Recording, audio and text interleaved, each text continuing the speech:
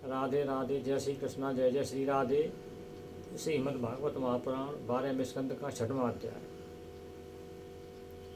जब राजा परीक्षित को तक्षक ने डस लिया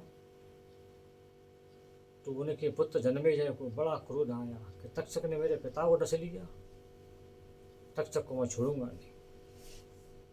तो उन्होंने ब्राह्मणों को बुलाकर सर्प यज्ञ किया, सर्पों का आह्वान किया। ब्राह्मणों ने बड़े बड़े सर्प खिंचे चले आए और वन कुंड में जल करके भस्म हो गए। चलता रहा सिलसिला, कई सर्प जल गए, एक तक्षक नहीं आया। तक्षक भयभीत होकर इंद्र के पास पहुंच गया। इंद्र ने अपनी स्तंभ शक्ति से उसको रोक दिया कि उसका आह्वान तो हो लेकिन खिंचे नहीं वहाँ से। तो जन्मेजय ने ब्राह्मणों से पूछा कि जितो बताओ कि वो तक्षक क्यों नहीं आ रहा है, असली तो मुझे वही मानना है, ये तो उसी के लिए किया है। ब्राह्मण बोले राजा वो नहीं आएगा, वो इंद्र के पास बैठा है, इंद्र ने स्तंभ शक्ति से रोक दिया है इसलिए नहीं खिंच रहा है वो। अरे एक तो देखते क्या हो, इंद्र को भी खींच लो साथ में, इंद्र को पटक दो इसमें, दोनों को पटक दो इसमें। ठीक है महाराज। ब्राह्मणों ने आकर्षण मंत्र आह्वान मंत्र पढ़ा तो इंद्र और तक्षक दोनों खिंचने लगे। इंद्र भयभीत हो, इंद्र का विमान चक्कर लगाने लगा खिंचाव के माने। देवगुरु बृहस्पति जी तत्काल जन्मेजय के पास आए। दादा जन्मेजय तुम ये क्या कर रहे हो बेटा, तुम तक्षक को इंद्र को दोनों को वनकुंड में डालने दे रहे हो। वो तक्षक नहीं मरेगा, अब अमृत पी चुका है। और एक बात और सुन लो बेटा, कोई किसी को नहीं मारता है, अपना अपना प्रारब्ध सबको मारता है, अपने अपने कर्म सभी को मारते हैं। तुम्हारे पिता के भाग्य में प्रारब्ध में ये लिखा था ऐसे मरना, इसे उनकी ऐसी मृत्यु प्राप्त हुई। बेटा मेरी बात मान जाओ, सर्प यज्ञ को रोक दो, तक्षक को छोड़ दो, इंद्र को छोड़ दो। तुम क्या कर रहे हो? ठीक है गुरुजी, जैसी आपकी आज्ञा। नहीं मारूंगा। उसने सर्प राजा वो जन्मेजय ने सर्प के बंद कर दिया तो तक्षक इंद्र दोनों बच गए। तो सूत जी महाराज कहते हैं कि इस प्रकार बच गए।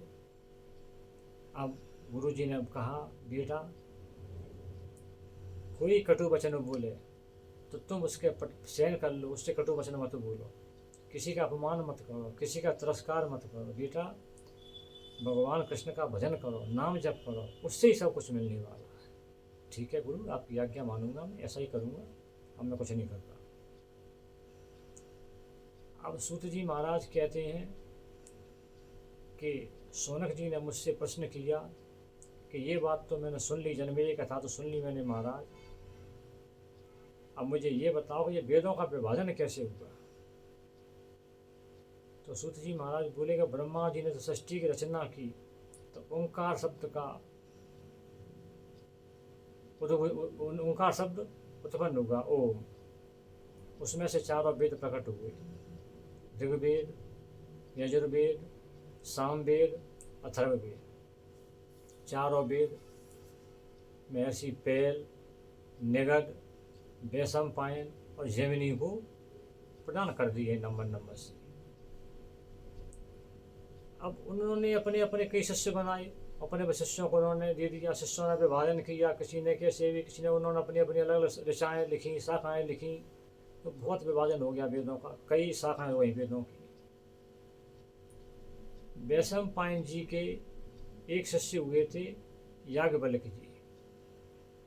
याज्ञवल्क्य जी से पहले भी वैशंपायन जी कुछ शिष्य हुए थे, उन्होंने भी यजुर्वेद की व्याख्या की थी, यजुर्वेद को पढ़ा था, समझा था।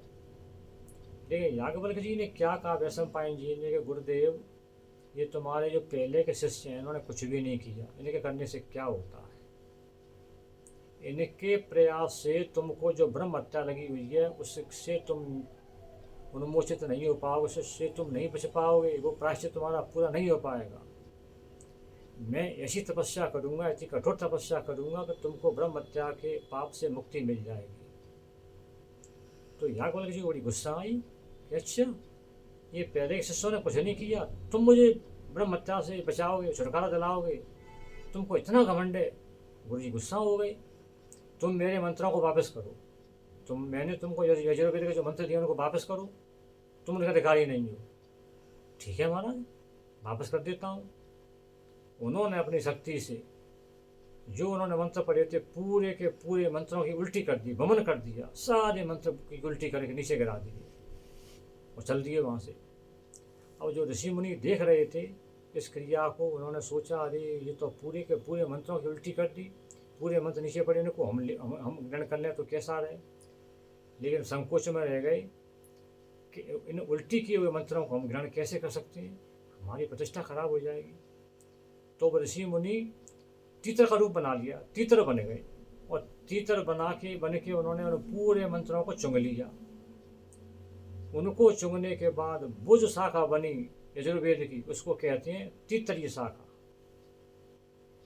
तीतरी शाखा बनने के बाद याज्ञवल्क्य जी वहाँ से चले गए। अब उन्होंने कहा मैं सूर्यदेव की उपासना करूँगा, सूर्यदेव की आराधना करूँगा और ऐसे मंत्र प्राप्त करूँगा गुरु जी से भी ज़्यादा।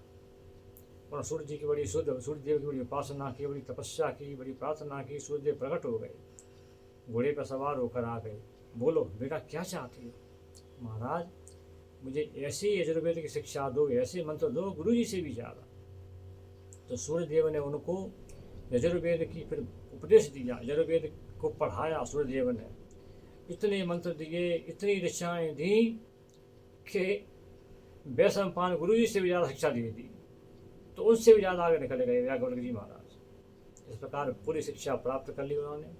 इस प्रकार भैया वेदों का विभाजन हुआ और वेदों की कई शाखाएं निर्मित हो गई। राधे राधे, जय श्री कृष्णा, जय जय श्री राधे। जय जय श्री राधे, राधे राधे, जय श्री कृष्णा।